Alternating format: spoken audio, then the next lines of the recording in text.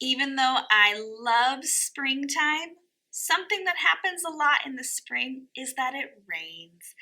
And I don't always love the rain, but once in a while there's a rainbow, and I do love rainbows. Do you like rainbows too?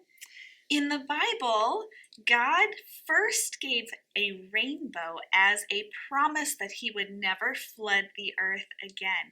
And so we remember his promises when we see the rainbow. We're going to learn a little bit about color order so that we can make our rainy day rainbows. And you may have seen this hanging up in my wall. This is called a color wheel. So it starts from red and it goes all the way around. So the color order is red, orange, yellow, green, blue, purple. And because it's a wheel, it actually starts over again. So if you need to remind yourself the order of the colors, just look at the color wheel. Okay, so let's get started. And we're gonna start first with a white oil pastel. And hopefully you can see mine okay. You'll wanna press down pretty hard with these, but not so hard that it breaks. And we're gonna start with the line for where the top of the water is, and then we're gonna make it look like there's raindrops landing on the ground. Let's get going. First color I'm gonna start with is white. Your white might look kind of dirty like mine, but it will still work just fine. And we have to draw the ground line all the way across. So about halfway on your paper, take your oil pastel and press pretty firmly and draw a line all the way across. Try to make it as straight as you can. Can you see that? Okay. And then we're going to start with our first color of the rainbow. What is the first color in the rainbow? Did you say red? You're right. And I think I'm going to make my rainbow look like it's coming from the side of my paper over and then touches the ground. So I'm going to start with my arch like this. Now I want that to be a little bit darker.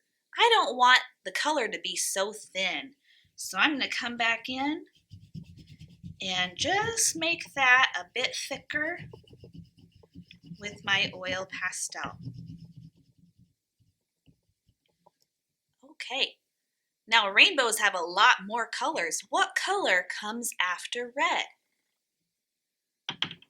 Orange comes after red. So right next to the red, I'm going to color in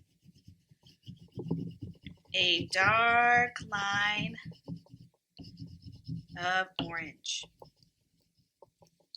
What color comes after orange? If you said yellow, you're right. So let's color in some yellow next to the orange.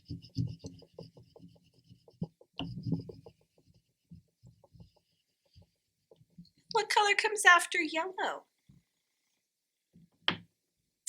Green. After green, we have two more colors. What comes after green? Blue. We have one more color to go.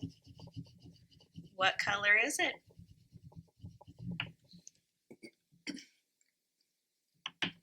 Purple.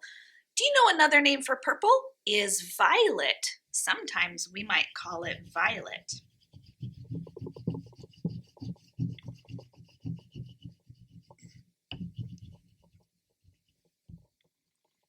Okay, now that I'm done with my rainbow, I'm going to start adding some raindrops. So underneath that line that we did, hopefully you can see this okay, I'm just going to make a bunch of dots.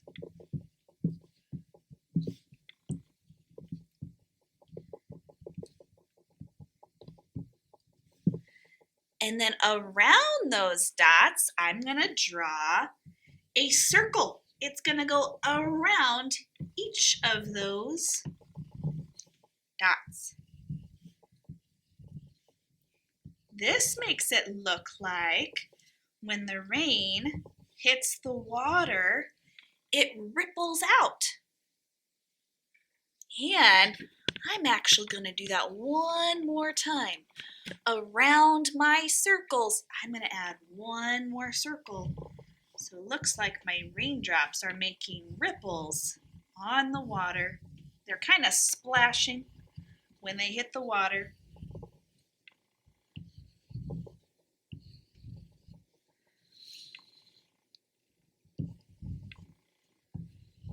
Now right now it looks a little silly because I just have a bunch of ripples, but I don't have any rain in my sky yet. So from the center of one of your ripples, this is the tricky part, you're going to draw dashed lines straight up so it looks like it's raining from the sky. Let's do another one. Let's do this one right here. From the middle of those ripples, draw dashed lines straight up. Let me zoom this out so you can see better what I'm doing. From the center of each ripple in the water, I'm going to go straight up with dashed lines. Just short little dashes.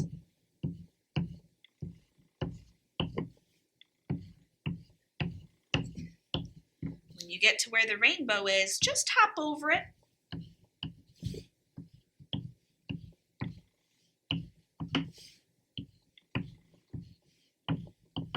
And if you don't feel like that's enough rain in your sky, maybe you have some lines that come straight down, or you add a few more raindrops in your sky.